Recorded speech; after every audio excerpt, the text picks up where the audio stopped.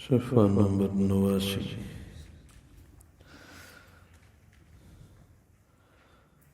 آیت نمبر 122، سورۃ النساء۔ اعوذ باللہ من الشیطان الرجیم، بسم اللہ الرحمن الرحیم۔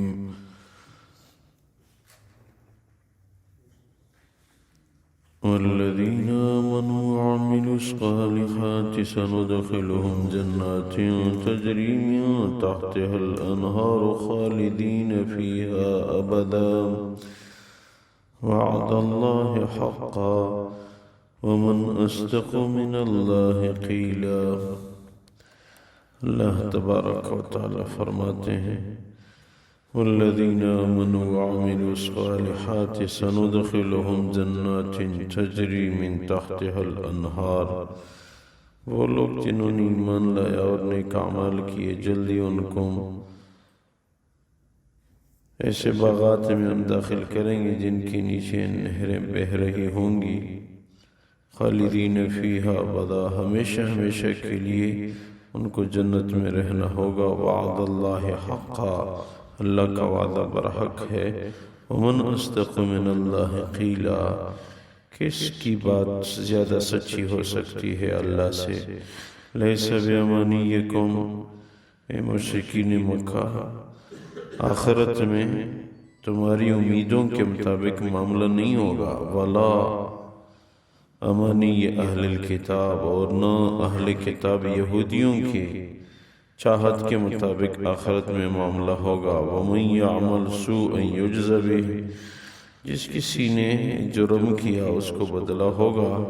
وَلَا يَجِدْ لَهُ مِن دُونِ اللَّهِ وَلِيًّا وَلَا نَصِيرًا، اور اللہ کے سوا کسی کو بھی یہ لوگ نہیں پائیں گے دوست اور نہ مددگار۔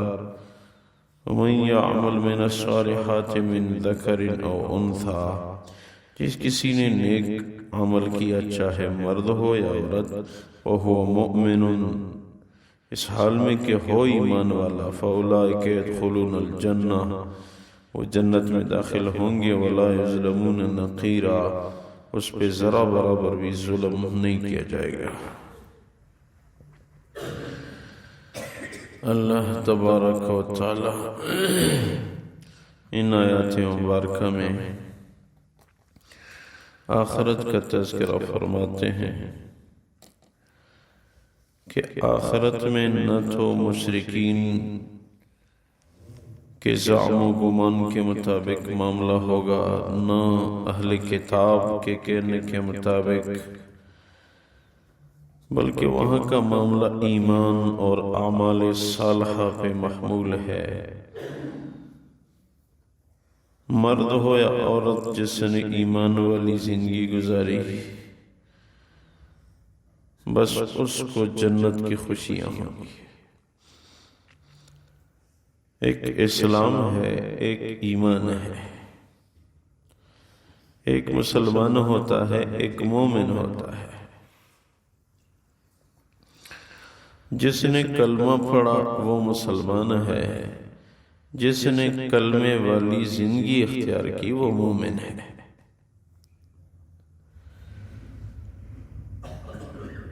ایمان اللہ کی رضا کا ذریعہ ہے اور جنت کے لیے ایمان شرط ہے۔ جو مومن نہیں، چاہے جتنے بھی نیک اعمال کریں اس کا کوئی فائدہ نہیں ہے۔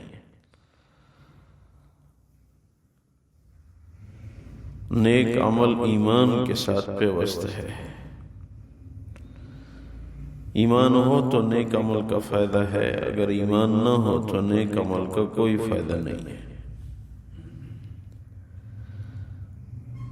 ایمان کے بعد معمولی تکلیف پہ بھی نیکی ملتی ہے، اللہ کا قرب حاصل ہوتا ہے۔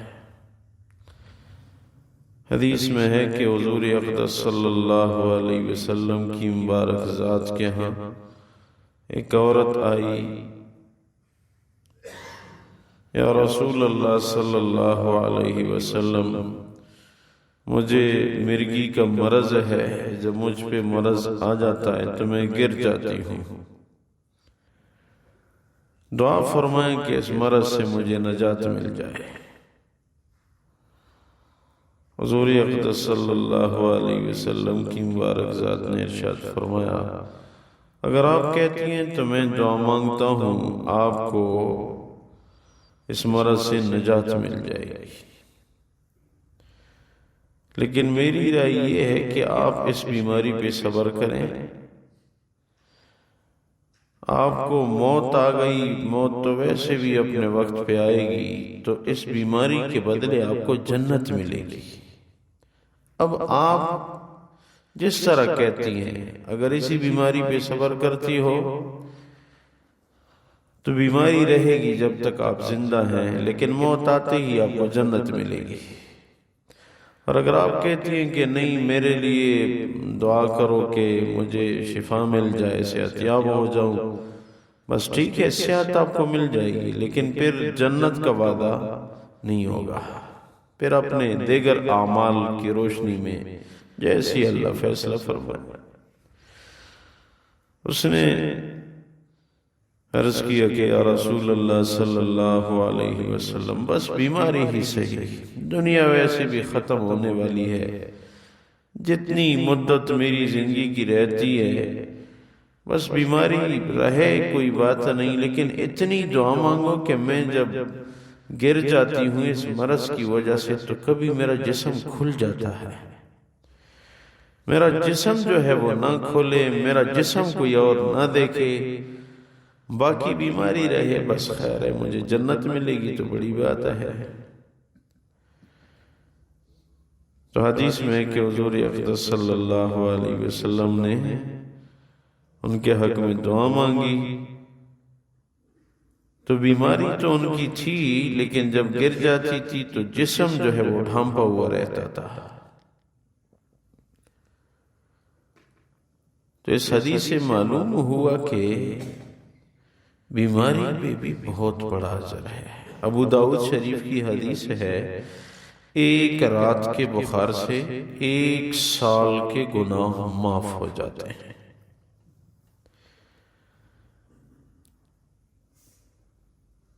تو بیماری پہ اجر ہے،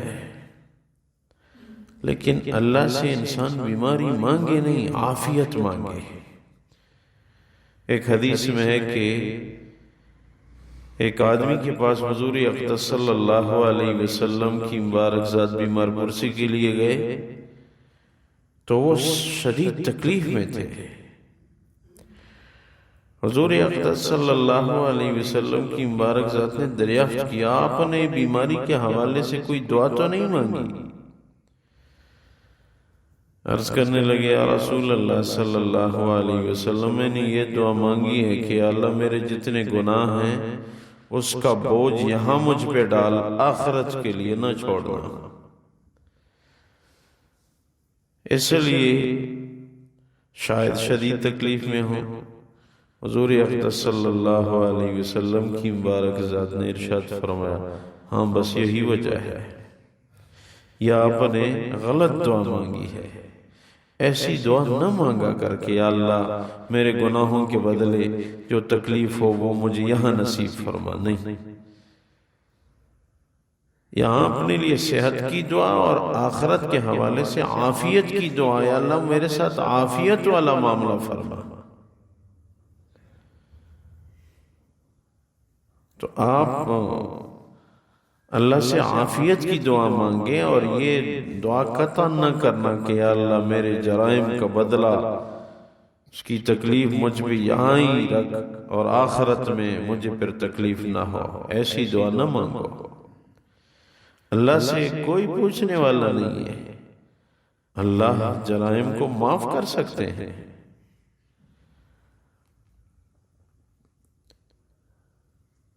تو دنیا میں ایمان والے کی جو زندگی گزر رہی ہے، اس میں معمولی تکلیف، معمولی پریشانی پہ، ایک حدیث میں ہے کہ جس کے ماں باپ فوت ہوئے ہوں تو اس دن وہ بڑا پریشان ہوتا ہے۔ زمانہ دراز گزرنے کے بعد ایک دن پھر اس کو ماں یاد آئی یا باپ یاد آیا، دل میں اداسی کی ایک کرن آ گئی، کاش میرا والد صاحب زندہ ہوتا۔ تو وہ 1 منٹ کی اداسی پہ اتنا اجر پھر مل گیا جتنا اجر وہ فوت کے دن پورے 3 دن پریشانی پہ ملا تھا۔ اللہ مسلمان کے لیے اجر کے بہانے ڈھونڈتا ہے۔ ہاں، اس حوالے سے کہ مسلمان ایک دوسرے کے لیے ضرور مخلص ہو۔